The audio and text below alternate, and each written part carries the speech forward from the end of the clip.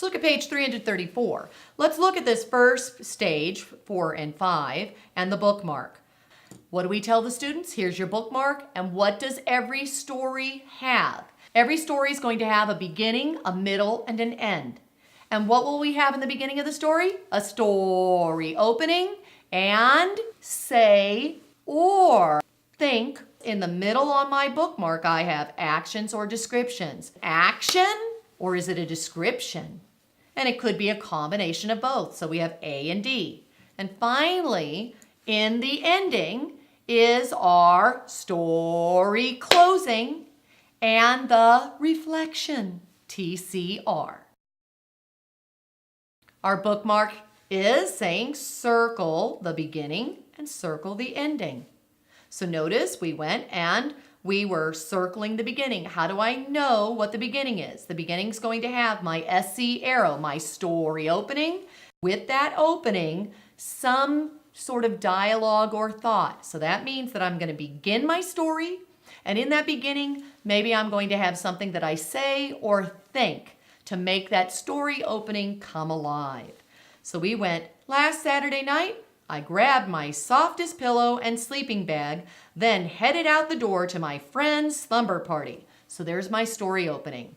Here's my dialogue that goes with that story opening. When I left, I shouted, "I'm leaving. I hope I can stay up all night." That deals with the beginning of my story. A story opening, SC arrow, and then some sort of a dialogue or thought that goes with that story opening. That I was leaving to go to my friend's house, and this is what I was saying or thinking. So I circle that first part. I go to the end. I have my ending and my TCR. The ending was the last thing that happened in my story. Later that evening, back at home, my amazing dad put up a tent so we could sleep in the backyard. That was the last action in my story. That was the last thing that happened. And then I had my TCR. Forever after, I thought, I'm lucky to have a great dad.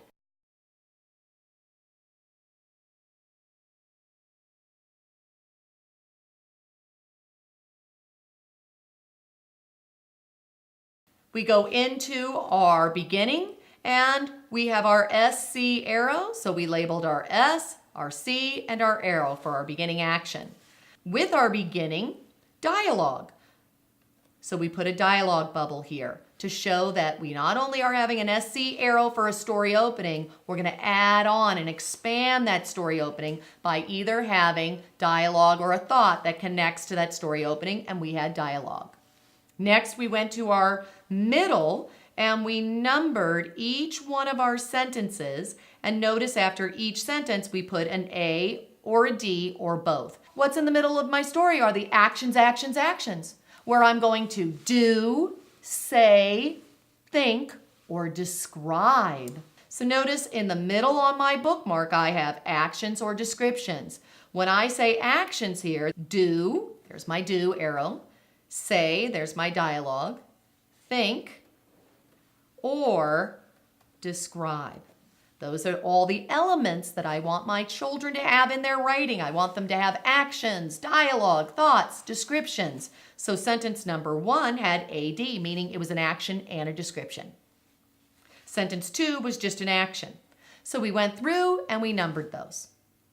Finally, at the end, we put a check for that last event in our story, the last thing that happened in our story, and then we labeled our reflection TCR for transition, character reflection, that story closing of our paper. We have circled and coded by labeling all the different parts and elements of our narrative. Let's number the details so that I can show you at a more advanced level how to look at that middle part to make sure that all the actions are in order.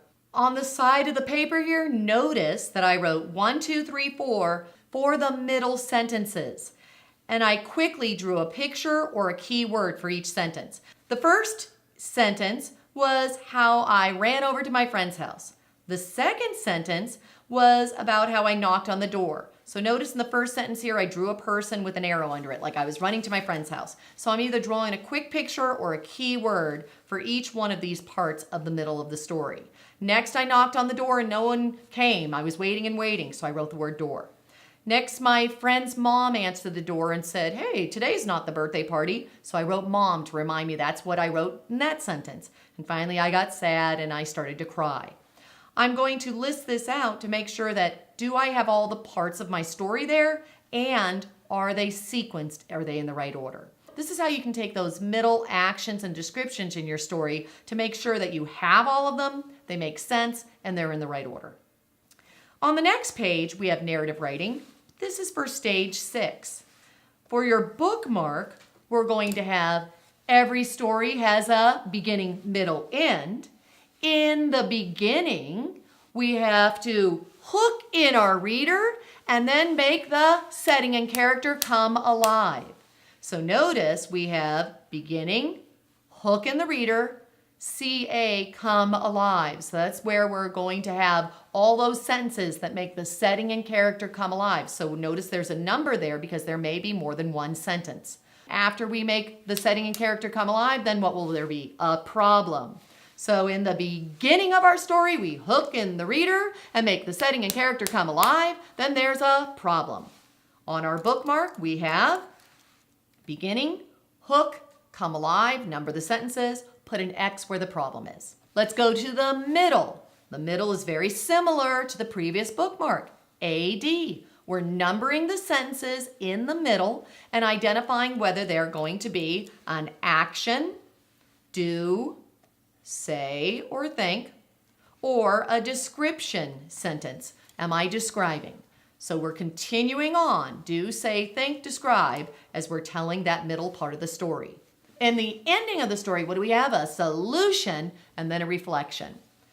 So here's our check for our solution to solve our problem, and TCR, transition, character, reflection, how the character, or you if it's a personal narrative, is reflecting on the events that happened in the story. We're going to circle the beginning and the end. With red, I circled the beginning of my story.